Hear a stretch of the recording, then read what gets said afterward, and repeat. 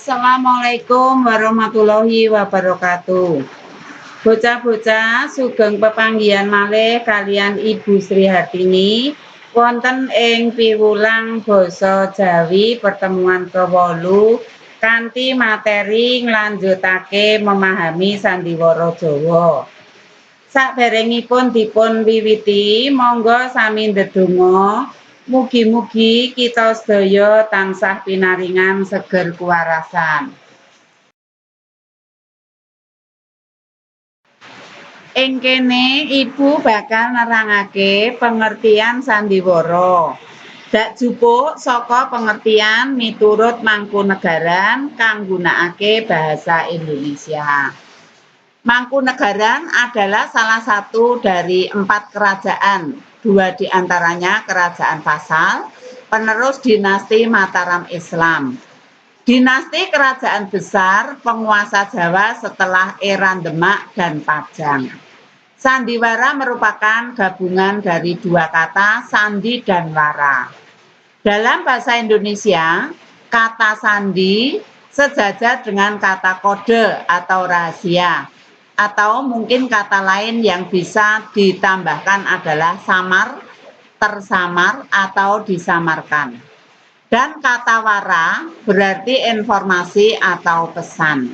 Kata wara dalam istilah sandiwara ini juga sering diartikan sebagai wewarah atau petuah atau ajaran.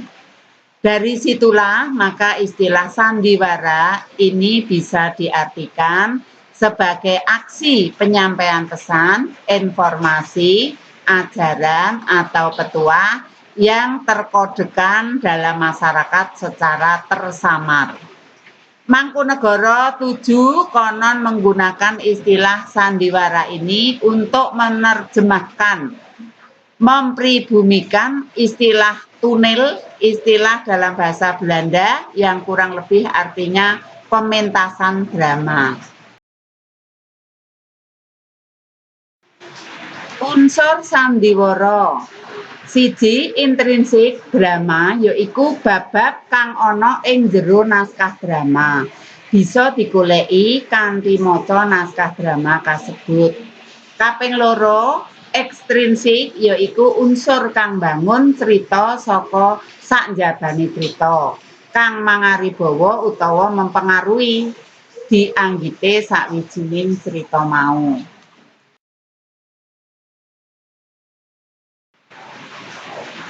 Wadene unsure intrinsik yaiku siji tema.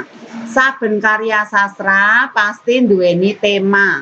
Tema yaiku bab kang dadi dasare naskah drama. Digawe tema uga bisa diarani masalah utawa kang dadi sumbering cerita. Angka 2 yaiku alur. Alur utawa plot yaiku urutan kedadian kang dilakoni paraga utama saka babak kapisan nganti babak terakhir. Alur diperangake ngenalake masalah yaiku kedadian wiwitan kang ndadekake masalah kang dilakoni paraga-paragane.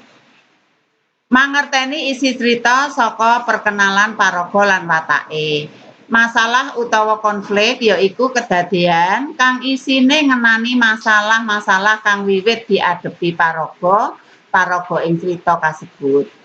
Klimaks utawa puncak konflik yaiku masalah sing saling angel kang diadepi paraga ing cerita yaiku kedadian kang isine nyritakake kahanan para paraga ing pungkasaning cerita drama. Angka 3 yaiku pacelathon utawa percakapan.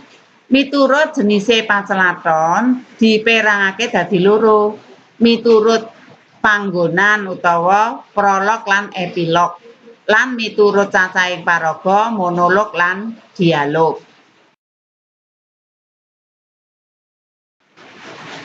Kaping 4, paraga lan watake utawa tokoh lan penokohan.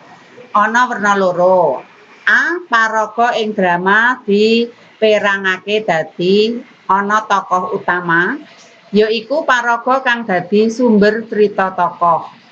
Ana Tokoh pembantu yaiku paraga kang ana nduweni dialog.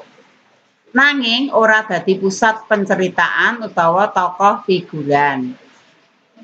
Sing B yaiku miturut watake ing drama ana tokoh antagonis yaiku paraga kang nduweni watak kang ala saengga ora disenengi penonton. Tokoh protagonis yaiku paraga kang nduweni watak kang apik lan disenengi penonton. Tokoh tritagonis yaiku paraga kang bisa dadi kancane tokoh protagonis utawa antagonis. Bisa nduweni watak kang apik utawa ala utawa penengah.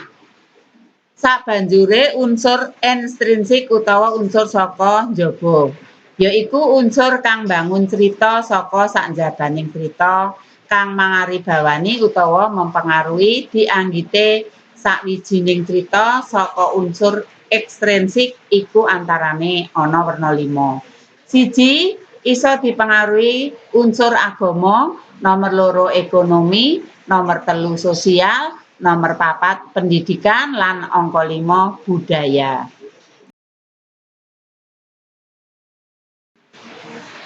Penjelasane Ibu bab lanjutan sandiwara tak cukupi semene dhisik.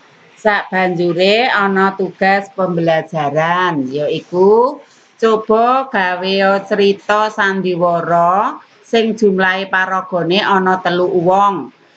Neng kertas sak lembar, sabanjure difoto terus dikirim ana WA Ibu Sri Hartini kanthi nomor 0812 2596 4352.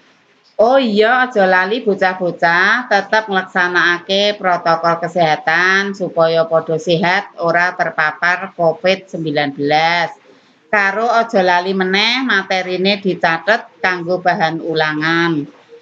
Matur nuwun, wassalamualaikum warahmatullahi wabarakatuh.